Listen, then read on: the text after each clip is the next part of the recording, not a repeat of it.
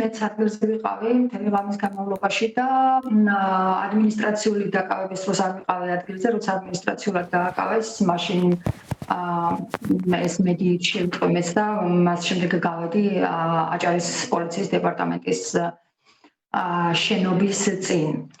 საქმე ისაა, რომ ეს იყო აბსოლუტურად პროვოცირებული პროცესი პოლიციელების მხრიდან, განსაკუთრებით პოლიციის მაღალი თანამდებობის პირების მხრიდან და თუ მექნება შესაძლებლობა დავასაბუთებ თუ რატომ იყო ეს პროვოცირებული და რატომ იყო ეს წინასწარ განზრახვა. პროცესი დაიწყო იმით, რომ ერთ-ერთმა აქტივისტმა ადმინისტრაციული შენობის წინ მიმდებარე ქუჩაზე, ზედ ქუჩაზე დააკრა სტიკერი, ის რაც უკვე ყველა მიცის მეგონი, გაიცეს რაღაც ეს შინაარსის სტიკერი იყო. ეს არის ჩვენი თანამშრომელი და როდესაც მზიამ გაიგო მისი დაკავების შესახებ, მას შემდეგ გავიდა აქციაზე და თვითონაც გააკრა იგივე სტიკერი. ასევე აი ამ უკვე ადმინისტრაციული შენობის ღობეზე სტიკერის გაკრისთვის დააკავეს მზია ამაღლობელი ადმინისტრაციული წესით და ისე როგორც სხვა მე მგონი 12 ადამიანი.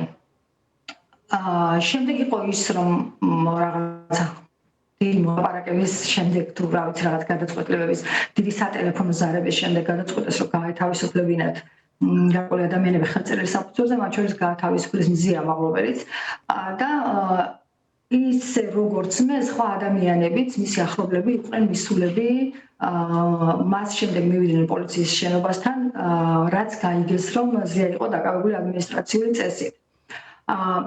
მათ შორის იყო ეს საუბარი, ან მეც იქ ვიყავი, ისინი საუბრობდნენ, იხსენებდნენ დეტალებს, თქვათ როგორ მოხდა, რა მოხდა თავის ახლობლებთან ერთად.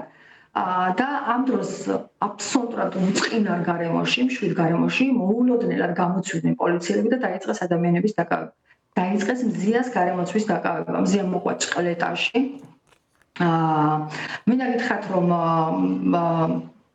ის ფეხზე გაძვრა, ფეხსაცმელი და იმდენად დაძაბული ვითარება იყო, რომ ისიც კი როცა შეიყვანეს შიგნით და ფეხშიშველი იყო, ვერც კი იგრძნო, რომ იყო ფეხშიშველი და შემდეგ რომ მიაწყვეტეს, მაშინ დაინახა, რომ იყო ფეხზე არ ეცვა. ანუ ამ დეტალებს რისთვის ყვები? იმისთვის ყვები, რომ ეს ქაოსი რაც შექმნეს, ხო, შექმნეს თვითონ. ეხლა პოლიციის წინააღმდეგ ძალადობას ბათუმის პოლიციის უფროსი ირაკლი ღებუაძის წინააღმდეგ იძალა მზია ამაღლობელმა. ეს არის კურიოზი, დრამა რომ არ იყოს და ტრაგედია რომ არ იყოს ჩვენი ქვეყნის ზოგადი ფონის გათვალისწინებით. ცალკე აღებული შემთხვევა რომ იყოს, მართლა ძალიან სასაცილო ამბავი იქნებოდა, რომ ირაკლი ღებუაძეზე იძალა და მზია ამაღლობელ. ეთერ თუ შეიძლება გკითხავთ ქვეყანაში როგორი ვითარება გვაქვს, ხო? თუ შეიძლება გკითხავთ, ჩვენ ვიღებდით ინფორმაციას გუშინ მთელი საღამოს განმავლობაში, რომ უფლებადამცველებს არ უშვებდნენ მზიასთან რამდენიმე საათის განმავლობაში ცდილობდნენ ადვოკატები მის მონახულებას. თქვენ რედაქციას თუ გქონდათ ასევე რაიმე სახის კომუნიკაცია შინაგან საქმეთა სამინისტროსთან, მათ შორის საზოგადოებასთან ურთიერთობის სამსახურსაც, რომელსაც ჩვენ ჟურნალისტები სადაც ვუკავშირდებით ხოლმე სხვადასხვა სახის ინფორმაციის დასაზუსტებლად გადასამოწმებლად, თუ გქონდათ ასეთი სახის კომუნიკაცია შინაგან საქმეთა სამინისტროსთან და რა პასუხს იღებდით, როდესაც ჩვენს კოლეგასთან არ უშვებდნენ ადვოკატებს? დიახ, ზუსტად მაგ საკითხზე ვაპირებდი გადასვლას. ეს ერთი კომპონენტი არის იმის, ერთი ნაწილი არის იმის, რომ ეს იყო განზრახ-დაკავება. როდესაც მზია შეიყვანეს, მეორედ უკვე სხლის სამართლით მასთან დაახლოებით 4 საათის განმავლობაში არ შეშვეს ადვოკატები.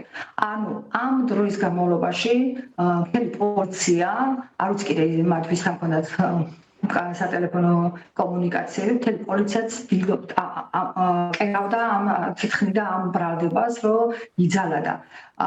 არათუ მე მაგალითად, არამედ ადვოკატებმაც დარეკეს ზედამხედველობაში, მე პირადად დავრეკე ზედამხედველობაში და უთხარი 1 თუ 2 საათის გასვლის შემდეგ რეგულარულად ვეკავდით, რომ შეუძლებელი იყო მისი უფლების დაცვა და მას არ ჰქონდა ადვოკატებს აღშობდნენ, მაგრამ რაც შეეხება თქვა პრეს ცენტრ შინაგან საქმეთა სამინისტროს პრესით. ჩვენ მე პირადად არ გამირეკია შინაგან საქმეთა სამინისტროს პრესიდენტში, რადგან ვფიქრობდი, რომ პოლიციელების გადაცდომაზე რეაგირება უნდა ჰქონდეს ზედამხედველობის სამსახურს, ხო? შესაბამისად ვერეკავდი ამ უწყებაში, რომ არ უშუალოდ ადვოკატს. ჩვენ დავრეკეთ სახალხო დამცველთანაც, სამწუხაროდ სახალხო დამცველის წარმომადგენელმა ადვოკატს უთხრა, რომ ის ვერაფერს ვერ გააკეთებდა, რადგან იმყოფებოდა თბილისში. და ჩვენმა ადვოკატმა ჩვენმა ადვოკატმა უთხრა რა მარტო თბილისის სახალხო დამცველი არის თუ როგორ არის. ანუ ვერც სახალხო დამცველმა უზრუნველყო, რომ ზიასთან შესულიყო თუნდაც 2 საათის შუალედში ადვოკატი და სადღაც გავთენიისას შევიდნენ მასთან ადვოკატები, მას შემდეგ რაც პოლიციამ გააკეთა ის რისი როგორც უნდა საქმის დაალაგება, მოკლედ ესე დაალაგეს საქმე.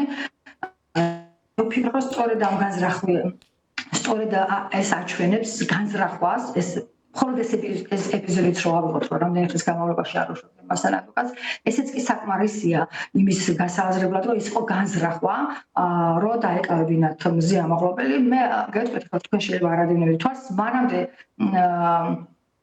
მე დამემუქრა გებუაძე, რომ დამაჯარიმებდა ერთ-ერთ აქციაზე, აბსოლუტურად უწყინარ გარემოში, მე ჩემს პროფესიულ მოვალეობას ვასრულებდი და გებუაძეს საერთოდ ახლა ეს ჩემს ნაკლებობას გიზიარებ, გებუაძე როგორც კი ხედავს, რომ რაღაც ჩოჩქოლია, მას აქვს მიზიდულობა ამ ძალადობის კერისკენ და იქვე ჩნდება.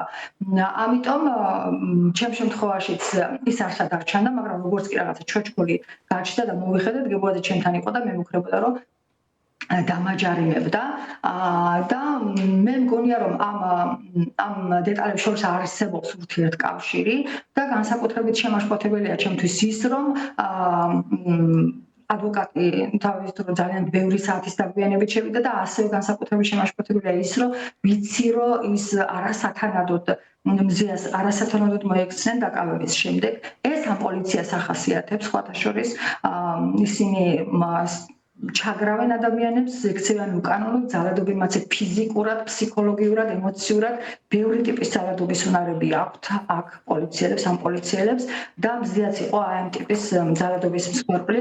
ამიტომ ჩვენ სპეციალურ საგამოძიებო კომისიას აუცილებლად მიმართავთ, რომ დაიწყოს გამოძიება მზიას მიმართ არასათანადო მოპყრობაზე. რამდენადაც ვიცი, მასთან უკვე იმყოფებოდა გამოძიებელი წინასწარი დაკავების იზოლატორში და მან ადვოკატის გარეშე არის სურვა, როგორც მე ვიცი, საუბარი იმ პროცესზე, რაც მოხდა დაკავების შემდეგ, მისმეთ რა ტიპის ძალადობაც განხორციელდა ადმინისტრაციულ შენობაში ძალიან ბევრი პოლიციელის თანდასწრებით. თქვენ საუბრობდით და ჩვენს მოვისმინეთ უფლებადამცველებისგან, რომ ზიამ უთხრა ადვოკატსაც და სახალხო დამცველის წარმომადგენელსაც, რომ უფლებამოსილების გადამეტებას ჰქონდა ადგილი. მისი დაკავებისას თქვენ ხომ არ გაქვთ ინფორმაცია, რაიმე სახის ფიზიკური დაზიანებები ხომ არ აქვს მას? ის დღეს აქვს გარკვეული დაჟეჟილობები, როგორც ვიცი, შეიძლება ზუსტი ფორმულირება ვერ მოვახდინო იმ ტერმინების, როგორადაც დღეს სამხარაულოს ექსპერტიზის ბიურომ ჩაწერა, მაგრამ ვიცი, რომ ხელზე აქვს დაჟეჟილობები, მაგრამ მას არ ახსოვს ეს რისგან იყო, ახლაც აქვს ტკივილები და ის არ ამბობს, რომ ეს ამ პროცესში თვითონ გებუაძე როგორც ისეთი მონაწილეობდა, მაგრამ აი ამ შემოხლაში როდის მიიღო ეს დაზიანებები, ეს არ არის რაღაც ისეთი გამოხატული დაზიანებები, თქვა ვიზუალურად რო ჩანდეს, მაგრამ გარკვეული დაჟეჟილობები აქვს ხელის არეში. ეთერ, ცხადია ძალიან რთული არის თქვენთვის რედაქციისთვის ამ ვითარებაში მუშაობა, აუცილებლად გვინდა რომ გაგვიზიაროთ თქვენი ხედვა, რა გავლენას ახდენს ზოგადად მედიის მუშაობაზე, მზიას დაკავების ფაქტი და ზოგადად აი ეს ტენდენცია, რასაც ვადევნებთ თვალს ბათუმში და არა მხოლოდ ბათუმში. მზია არის ჩვენი ორი რედაქციის ლოკომოტივი. გესმით ხო? როცა გააჩერებ ლოკომოტივს, რა შეიძლება მოხდეს რედაქციაში. ჩვენ ახლა მდგომარეობაში ვართ. ჩვენ ველოდით კიდეც რომ იქნებოდა რაღაც ტიპის დევნა ზიას მიმართ, სიმართლე გითხრათ ესე ადრე არ ველოდით. ამიტომ ჩვენთვის ეს არის შოკის მომგვრელი, ჯერ კიდევ ვცდილობთ დავბრუნდეთ ნორმალურ სამუშაო გარემო შევქმნათ, რომ დაეტოვებინათ თქვა ცალკეული ჟურნალისტი ან თუნდაც რედაქტორი, ეს უფრო მარტივი იქნებოდა ჩვენთვის რას ვამბობთ ახლა ხო გესმით რაზე ვლაპარაკობთ, რომ აი ცალკეული ჟურნალისტი ან რედაქტორი რომ დაეკავებინათ უკეთესი იქნებოდა ჩვენთვის, ვიდრე მზიას ამაღლობის დაკავება, იმიტომ რომ ეს არის ლოკომოტივი ამ ორი რედაქციის და ლოკომოტივის გარეშე საქმიანობა, ის გაგრძელება არის იქნება ჩვენთვის ძალიან რთული და სავარაუდოდ სწორედ ეს არის მათი განზრახვა, რომ ჩვენ როგორც ერთ-ერთი კრიტიკული მედია, რომელიც არ წარმოადგენს არავის ინტერესებს, რომელიც ცდილობს იმუშაოს მიუკერძებლად მიუხედავად იმისა, რომ რუსული კანონი თავზე დაგვაღეს და ვიპირებენ, რომ გამოგვაცხადონ უცხო ქვეყნის ინტერესების გამტარად. ამ პირობებშიც კი ვცდილობთ, რომ ვიყოთ ჩვენი მედია პროდუქცია იყოს მიუკერძოებელი და ეხლა ვართ აი ესეთ მდგომარეობაში, მაგრამ დარწმუნებული ვარ, რომ ნახავთ ჩვენი ორივე რედაქცია რესურსს საკუთარ თავში ძალას იმის, რომ გავაგრძელოთ საქმიანობა და ადამიანების ინფორმირება ამ რეჟიმთან დაკავშირებით, რომელიც უკვე არის ძალიან სასტიკი, ძალიან საშიში და უკვე მზიას დაკავებით ჩემი აზრით გადავიდა ახალ ფაზაზე და ჩვენ მალე ვნახავთ სხვა ტიპის ჩვენ ძალიან ბევრი ტიპის ძალადობა ვნახეთ პრინციპში, ძალიან ამაზრზენი კადრები თემა მსოფლიო მიხილას საქართველოდან, მაგრამ არსებითად სხვა ტიპის ურთიერთობა იქნება უკვე როგორც ჩანს მედიასა და ამ ხელისუფლებას შორის მზიამაღლობის დაკავების შემდეგ. ეთერ ბოლოს გკითხავთ, საკმაოდ სერიოზულია ის მუხლი რა, მუხლის დარღვევასაც ედავებიან მზიას და არც ისე ცოტა, ვთქვათ, ის ვადა რა ვადასაც ითვალისწინებს ხო ბრალის დადგენის შემთხვევაში. მაინტერესებს როგორი არის თქვენი მოლოდინი, როგორ ელით მოვლენების განვითარებას. ჩვენ ვიცით, რომ 19-20 წლის სტუდენტები დააკავეს და ბევრად მეტი მძიმე მუხლი წარუდგინეს, ვიდრე მზიას, ხო? და წინასწარ პატიმრობაში ეს ადამიანი დატოვა ჩვენმა სასამართლომ. ამის მიუხედავად მედი მაქვს, რომ გადაწყვეტილების მიუღები პირები და არა ირაკლი დგებუაძე, რომელსაც ძალიან მოსწონს ძალადობა ადამიანებზე, განსაკუთრებით ქალებზე ძალადობა. ირაკლი დგებუაძის ახილების საგანი არ გახდება ეს თემა და იმედი მაქვს, რომ გადაწყვეტილების მიმღები პირები ადეკვატურად შეაფასებენ გარემოებებს, ადეკვატურად და შესაბამის გადაწყვეტილებებს მიიღებენ. მე ამის დიდი იმედი მაქვს, ნახოთ რა იქნება, წინასწარ ვერაფერს ვერ გეტყვით, ბრალის ნაწილიც კი არ ვიცით ჯერ ჩვენ რა ბრალი აქვს წარდგენილი, ამიტომ უფრო მეტი თქმა ამ ეტაპზე არ შემიძლია. ნახოთ ბრალი როგორი იქნება, მათ აქვს შესაძლებლობა რომ ბრალი წარდგინონ არა ვთქვათ სისხლის სამართლით, არამედ ადმინისტრაციულით, რადგან მზია არ მისულა პოლიციელებთან, ის რომ თითქოს მზია მიძალადობის წყარო იყო თვითონ ეს პოლიციელი მივიდა მზიასთან და მზია არ მისულა პოლიციელთან, ეს არის ფაქტი. ისინი გამოცვიდნენ გარეთ ადამიანებთან და დაიწყეს აგრესიულად დაკავება და რანაირად შეიძლება ეს ყოფილიყო განზრახვა, რომ ეძალადა მზია ამაღლობელს ირაკლი დგებუაძეზე, მაშინ როდესაც ირაკლი დგებუაძე მივიდა მზია ამაღლობელთან, რათა მისი გარემოცვის ადამიანები დაეკავებინა. ხო, ამით იმის თქმა მინდა, რომ ეს არ არის ის მუხლი, ეს არ არის სწორი კვალიფიკაცია იმ